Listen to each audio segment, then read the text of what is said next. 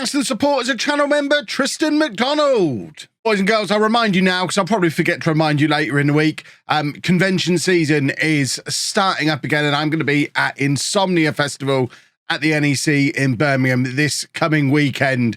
Obviously, if you're watching this when it first comes out, I'm specifically going to be there Saturday, the 16th of April. So if you are planning on being at the event, come find me. I'll be hanging out in the Creators Tavern at various points throughout the day, and also just mooching around on the show floor, buying all of the things probably. Keep an eye on my Twitter. It's probably the easiest thing to do if you want to come and say hello.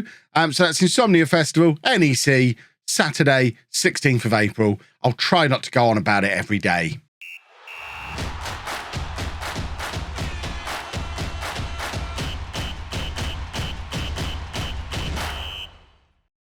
Hello, welcome to Club 6, Part 4 of Non-League to Legend. I'm Kevin. Coming up on today's episode, we have a Europa League game away against Besiktas and we're also away against Mönchengladbach in the Bundesliga. Yeah, I just picked two teams that are pretty fun to say.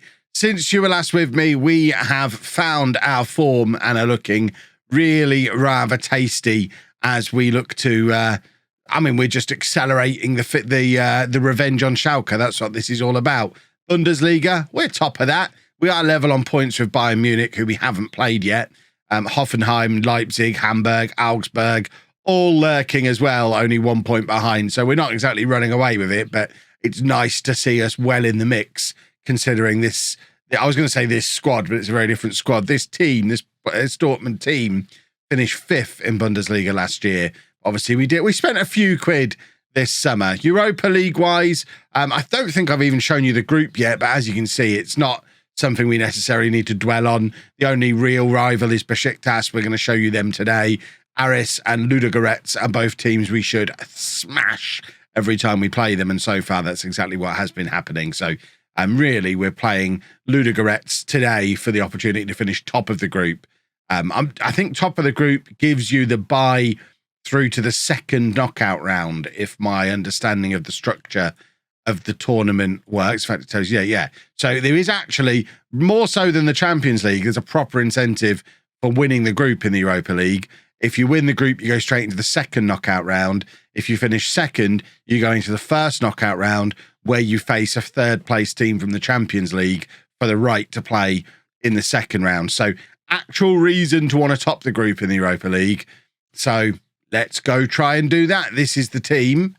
This is the team that we're sending to Turkey to play Besiktas. We've got Diego Henrique in goal, a back four of Diego, Norberto, Stuart, Postorino and John, Mello and Idoloff in midfield, Ballo, Drury and Boning behind Luis Gustavo up front. It is our strongest team, although Boning is only fit to play 75 minutes. We won't worry too much about that. We'll take him off before that point, hopefully, with the job already being done. That's the plan. Like I say, we're in very good form. I've just realised I've got my hashtag Keverton shirt hung on the wall behind me. This will never do. We can't have an Everton shirt on the wall while I'm doing a Dortmund video.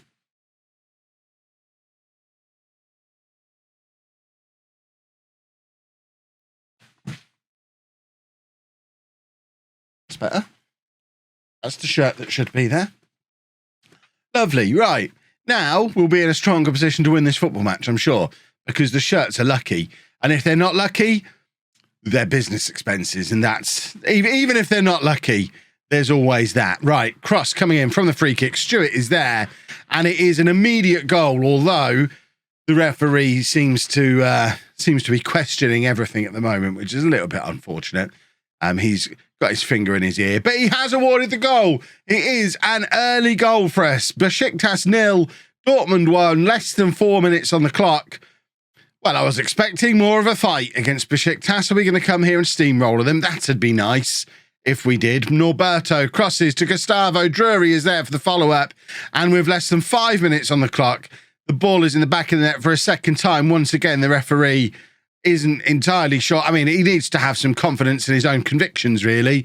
He's checking with VAR again, and the goal is awarded again. So after 5 minutes, it's 2-0. What a start we've had to this game. It's a lovely goal as well. Sprayed out to Norberto, slides it across to Gustavo, and then it bobbles clear for Drury to be the first to react and tuck it past the goalkeeper. So with that already done after 5 minutes of the game, the job now really is to just not mess up, engage cruise control, and know that when we bring them back to our place, if we've been this good at theirs, bringing them back to our place, it should be another comfortable win, and we should have top of the group secured with a couple of games to go. That'd be the ideal situation. Look how far forward Stewart is playing. That's our centre-back playing all the way up there. Gustavo's in. It falls to Boning. Oh, my word. That was almost an open goal. He was probably a little bit too far out. And with it being a header, to criticise him too much. If it had been 0-0 still, we'd be all over him. But at 2-0 up, it wasn't the easiest chance he could have had, even though I would imagine, if we were being factually correct, it was an open goal, wasn't it? But it was, like I say, quite far out. Their defender looked like he picked up an injury clearing that, which is a little bit of an unusual. And Boning's done very well winning the ball back there, playing it into Gustavo, nods it back to Drury, who hits it from range but can't keep his shot down. It was a wild effort, but some nice football leading into it. You can see what we were trying to do, and we like being a good side. And at the moment, I think it is fair to say we are looking like a very, very good side. We are starting to click with the players that were here last year, the new boys that we've drafted in. It's a very similar thing to what we did, less so at Real Madrid, but more akin to what I did at Norwich, where we've gone in and really focused. It was the season we basically became good with Norwich. We just threw all the money at the defence. And I know we've bought a few attacking players here and there, but that front four were all already here. The midfield were both already here.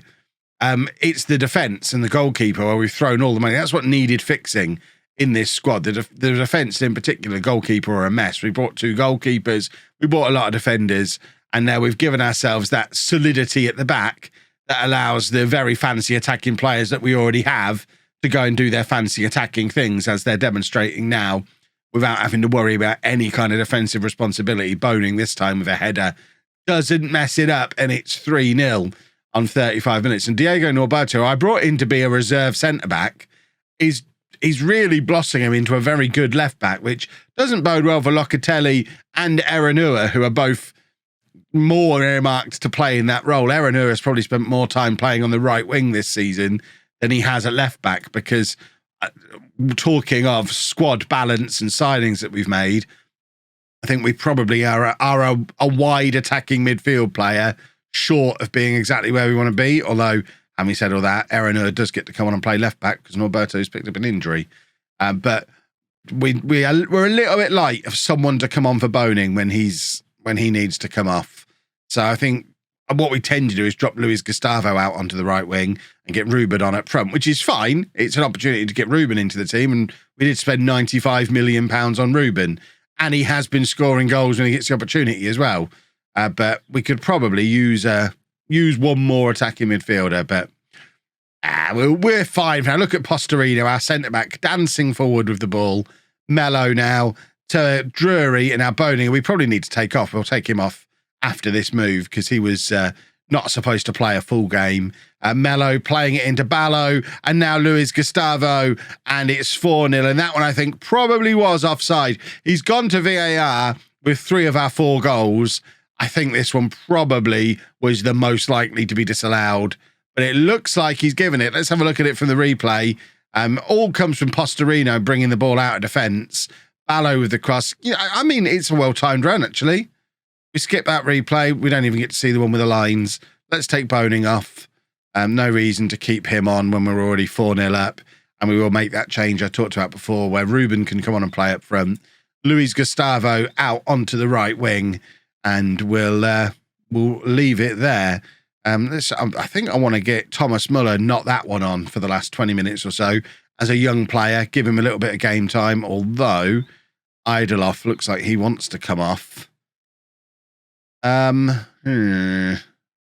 going to go with the original plan. I want to get Thomas Muller, not that one on, at right back. He needs game time. He is a 5-star potential homegrown young player that we are going to do our best to develop. I think I did quite a good job over my couple of years at Real Madrid, proving some of the doubters wrong, that I am capable of developing young players, particularly with Morales getting a lot of game time there. I don't want to revert back to my old habits of just ignoring the young players and focusing on the fancy ones that I bring in. If we've got young players in the squad, and we've got Muller, we've got Schmidt, there's another, got the centre-back Bader, I think that's how you say his name. We've got plenty of young players that we are going to look to bring through into this squad to complement all of the fancy, expensive players that we've brought in. I tell you what, we've come in, we've done an incredible job. I don't think I need to show you any more Europa League games in the group stage, because clearly we're too good to play in the Europa League. We should be a Champions League team, and we have been for years. It's just last year was a particularly poor season, but with 9 points on the board already, we play Besiktas at home next, I think, having just beaten them 5-0 away. We're going to have 12 points after 4 games. Our nearest rival's on 6 points. We'll be qualified. We'll be guaranteed top of the group, and that's with 2 games to go. There's another opportunity for some youth development. Right, let's play Mönchengladbach and hopefully beat them just as convincingly and shore up our spot at the top of the Bundesliga. Right, we're shuffling things around a little bit for the Mönchengladbach game. We've got a big squad. Let's use them, try and keep everybody fit. We're trying to get Boning back to fitness, although he's gone from being able to do 75 minutes to 60 minutes, which is probably not ideal. But we're shuffling the back four up. Locatelli and Erenur both coming back into the side, alongside Posterino and John. Cloves, and Stubaluk are going to play in central midfield. Mello going to play ahead of them, and then Ruben gets a league start up front. We're obviously not planning on playing Boning for the full match. We'll probably just play him for the first half, to be honest. Play him a little bit under what he's fit to play each time, and slowly but surely try and get some match fitness back into him as he recovers from his injury. But yeah, I'm a little bit worried. He's gone from being able to do 75 minutes to 60 minutes. Does that mean we shouldn't be playing him at all yet? I always thought once they were fit enough, you get match fitness into it. I still maintain get the match fitness into him is the best thing to do. If I'm wrong, which has not happened yet, I'm sure the comment section will have some education for me down there that I can then stubbornly ignore, much to their annoyance. It works. It's fun.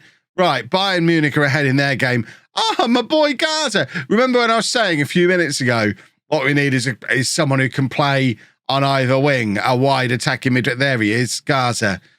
Discovered it. I discovered that boy back at Norwich, and now he's scoring goals for Bayern. Clearly starting for Bayern as well, to be taking a penalty after 5 minutes. Boning with the shot from wide.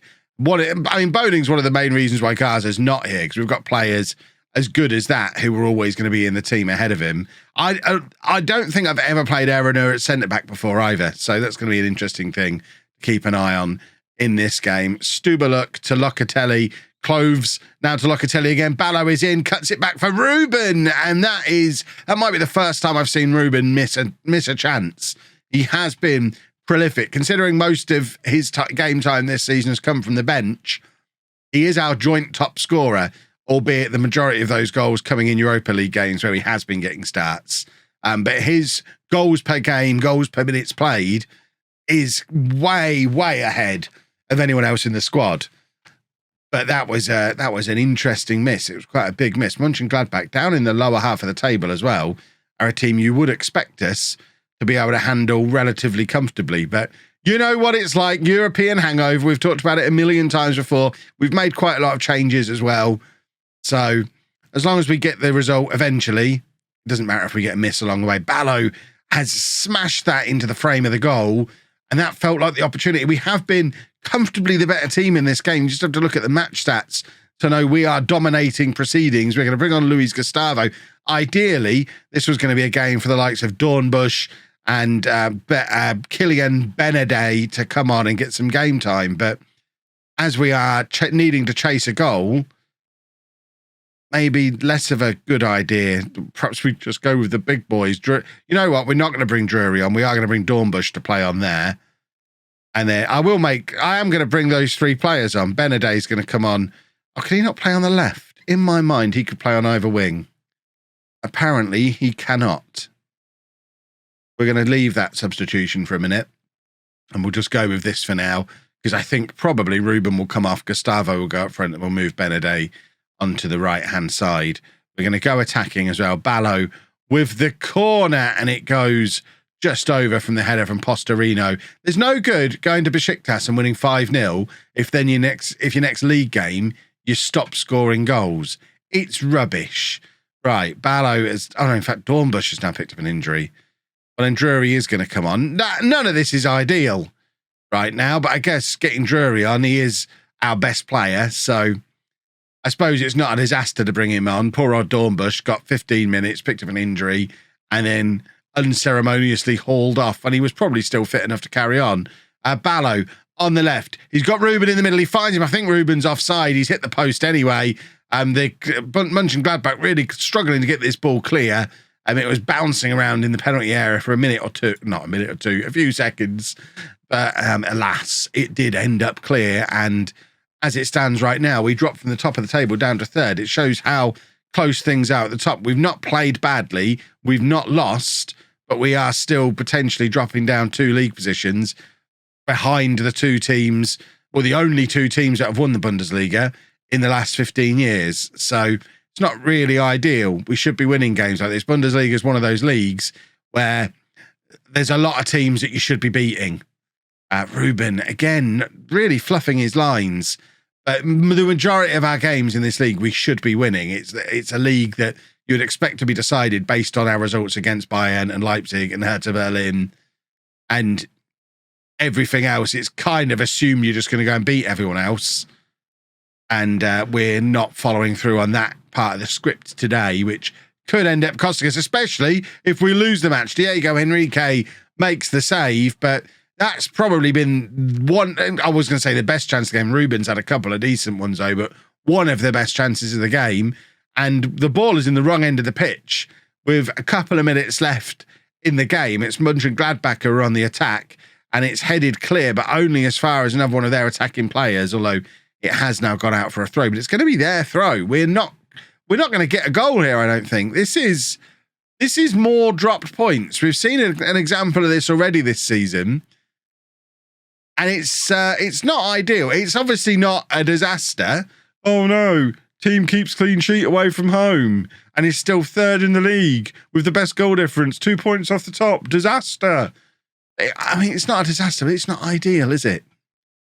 Right. I mentioned the league is going to be decided based on big games against big clubs. Tomorrow's episode, big games against big clubs. Hertha Berlin and Bayern Munich tomorrow. We need to be top of the league at the end of tomorrow's episode. If you've enjoyed that, please make sure you leave a nice big thumbs up on there for me. Subscribe to the channel for daily Football Manager videos. And thank you very much for watching.